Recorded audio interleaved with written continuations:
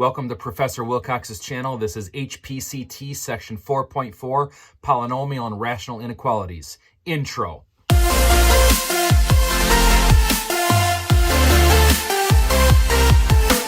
Polynomial and rational inequalities, I want to give you some steps. In this case, we're going to call this the success criteria in order for you to complete these problems correctly. Step number one is to set everything equal to 0. In this case, you may have some things over on the right-hand side of the equation, so you just want to bring that stuff over to the left so that you can get it equal to 0. We'll look at some examples in a second. Step number two, we're going to find and list the roots. And in this case, we're going to find and list the roots of the numerator and the denominator. So I'm going to say n of x and d of x as we've done before. Some of them will not have a denominator, so we'll just do the numerator and call that good. Step number three, we're going to use those roots. These are key values. We're going to use those roots to list some intervals on the number line. Step number four, so we're going to choose easy test points within the intervals from step three. And those test points are going to tell us the pieces of the number line that are going to be true or false. And then our final step 5 is going to be to shade. We're going to shade parts of the line that are true, and we're going to use those types of brackets. Something about those brackets that I want you to remember is that if the bracket is curved, it is going to be not included. And if the bracket is square bracket, those are the numbers that are included. Some of us would call this strict, as in not included, and not strict, as included. So let's look at an example. Here's example 1. We're going to solve, and we're going to solve by graphing. X to the fourth is greater than 9x squared. So here's our polynomial inequality. First thing that we want to do, step 1, is set this thing equal to 0. So let's bring the 9x squared to the other side. Let's say that this is x to the fourth minus 9x squared is greater than or equal to 0. So this is step number 1.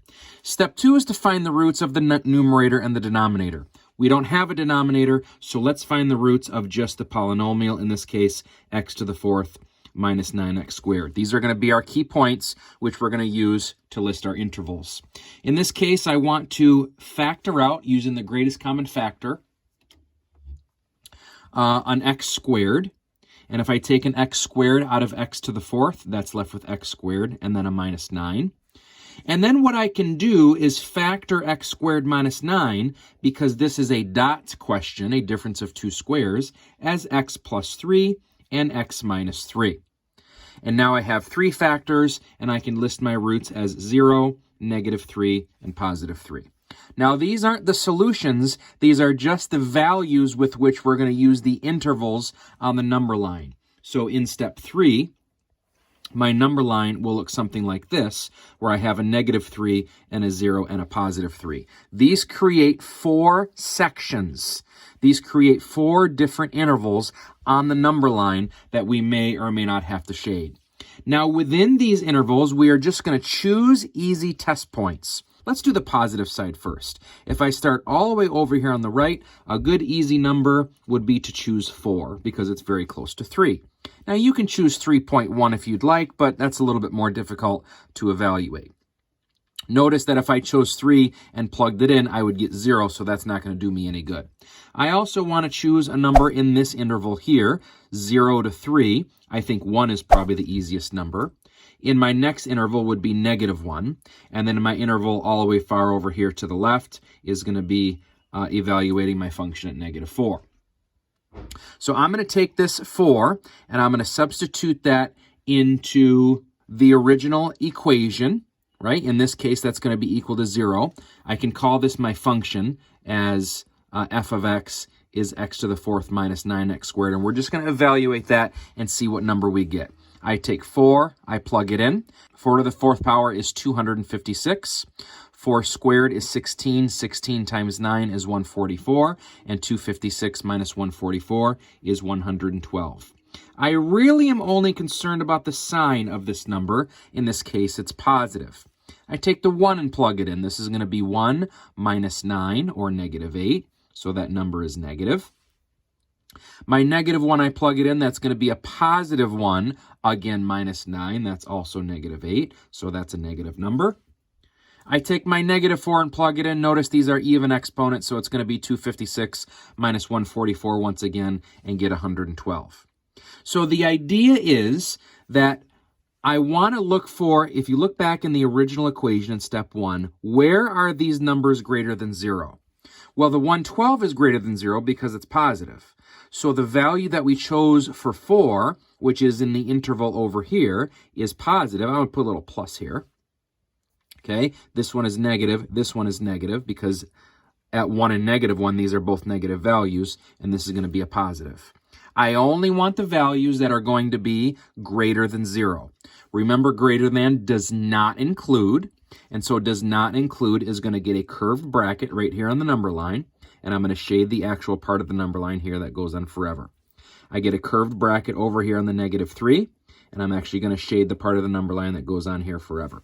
So all those numbers are correct. The reason being because, sorry, those were off the screen, but the reason being because I want my values to be greater than 0, and the values that are positive are greater than 0. Let's try one more example. Here comes example 2.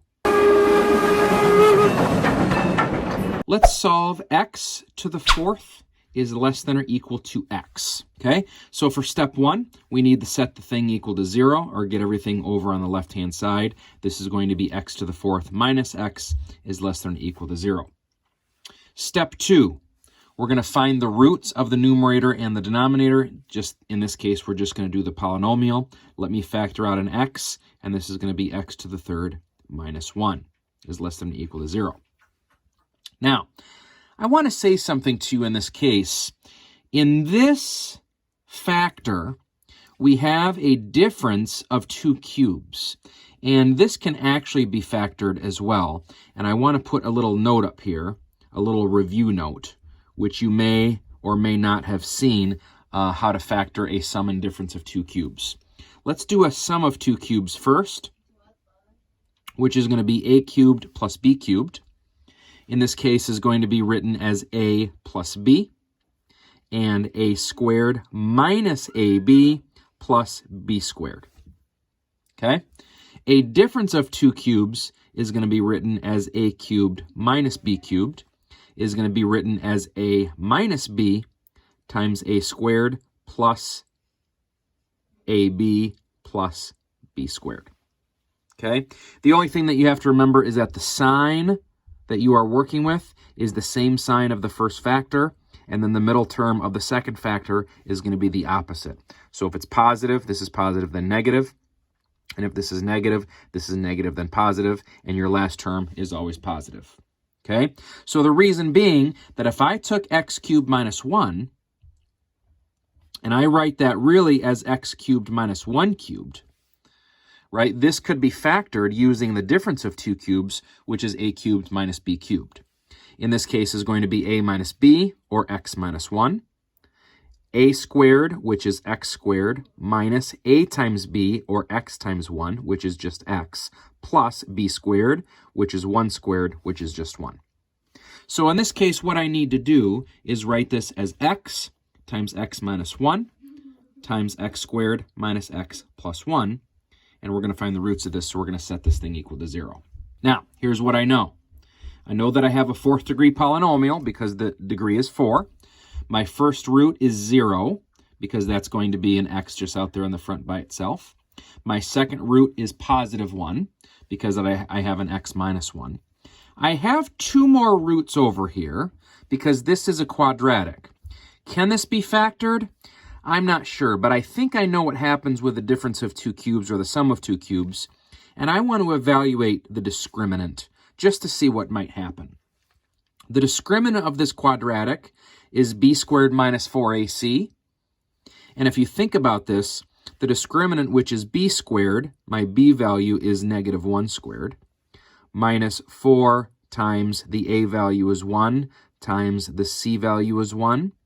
Negative 1 squared is 1 minus 4 is equal to negative 3.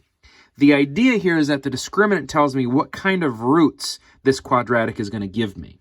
And since this is negative, the discriminant is the square root in the quadratic formula. This is going to give you 2 imaginary roots. So I don't have to worry about this right now. I only have to worry about these numbers. This may come up from time to time, so I just wanted to show you that we can use the discriminant in order to evaluate. Step 3, let's put this on a little number line. I'm going to divide this up into intervals, and my only intervals that I need are 0 and 1, which gives me 3 values or 3 sections that I need to evaluate. Let's choose 3 numbers that are going to be easy for us to evaluate and see. If I start over here on the right, I'm going to choose the number 2. Something in the middle I think would be best. Maybe 1/2 would be best because it's between 0 and 1. And then let's choose -1 over on the left. I want to go back to my step 1, x to the 4th minus x, and I'm going to use that as my function, x to the 4th minus x. Whoops, I guess I can put that in parentheses. Take 2, plug it in. This is going to be 2 to the 4th, which is 2 times 2 times 2 times 2, which is 16. 16 minus 2 is 14. So this number is positive. Yeah, so if I take 1/2 and plug it in, that's 1/16 minus 1/2. So that's going to be 1/16 minus 8/16, which is going to be -7/16. So that number is negative. And if I take 1 and plug it in, that's -1 to the 4th power is +1, and +1 minus -1 is 2. So this number is 2. So here's what we have to know. If I have all of my numbers that are less than or equal to 0, remember those numbers are included. The 2 value is in the right section. This is a positive. The 1/2 value is in the middle section. This is a negative. The -1 comes out to be a positive, so it's this. I want only the numbers that are less than or equal to 0, which is only the negatives. Since the zeros are included, this is going to be not strict, so I need square boundaries here because 0 and 1 are going to be included, and I'm going to shade that in the middle. Let's move on to example 3. I want to evaluate or solve 3 minus x times x plus 2, all divided by x minus 1 squared, and I want to find out where this is greater than 0. So now we have a denominator, and so for step 1, remember we have to get everything equal to 0, get everything on the left. That's already done for us, so that's going to be a check.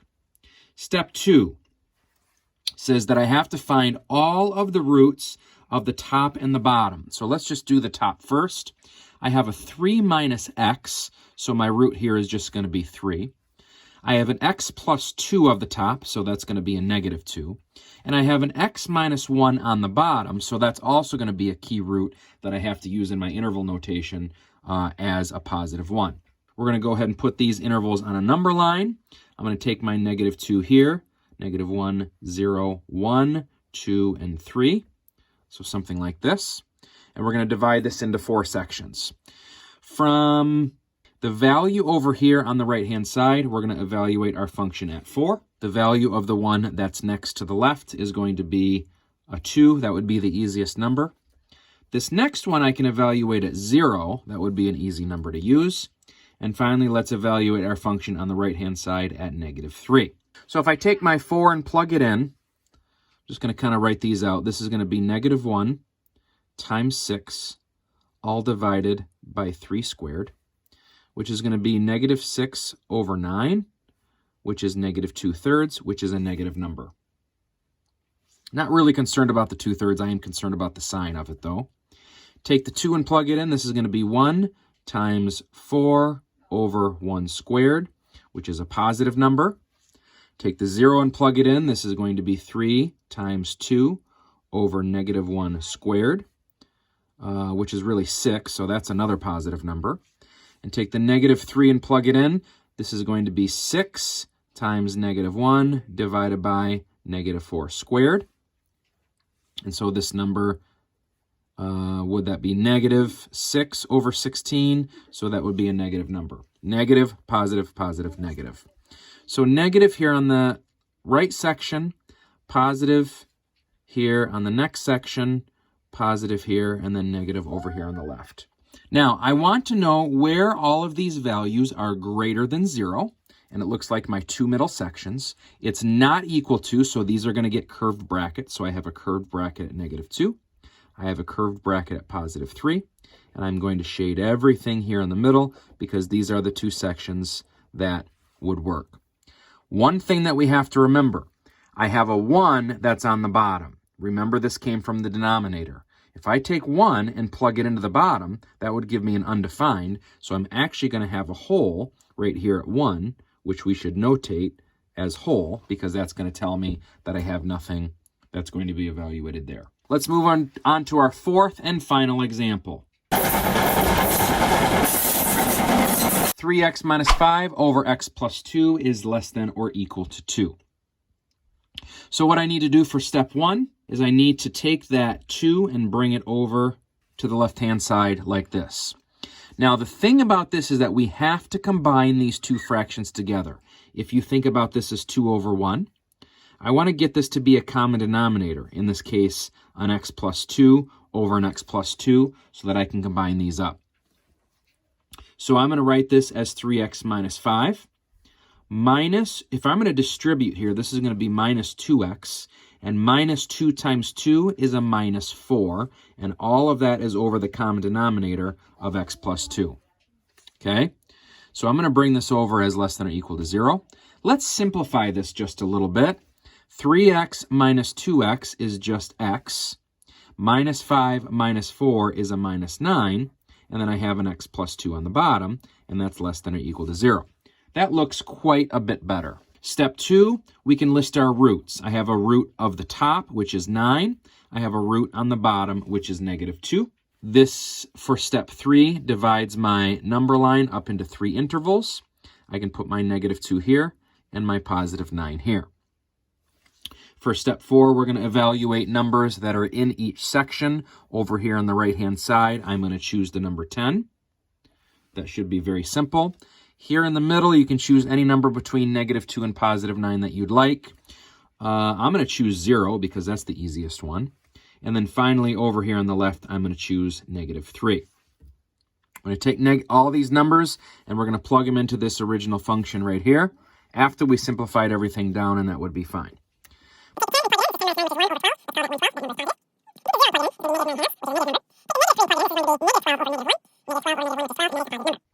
So in this case, my sections over here are positive, the ones in the middle are negative, and this is a positive here. And I want to find out where all of these values are less than or equal to 0.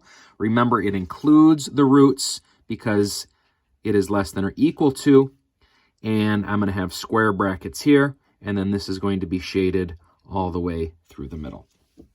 I hope this has been helpful for you. If you have any questions, you can get a hold of me on Remind through email at jwilcox@davisonschools.org, or you can find me in room 312. Thank you very much. Have a great day.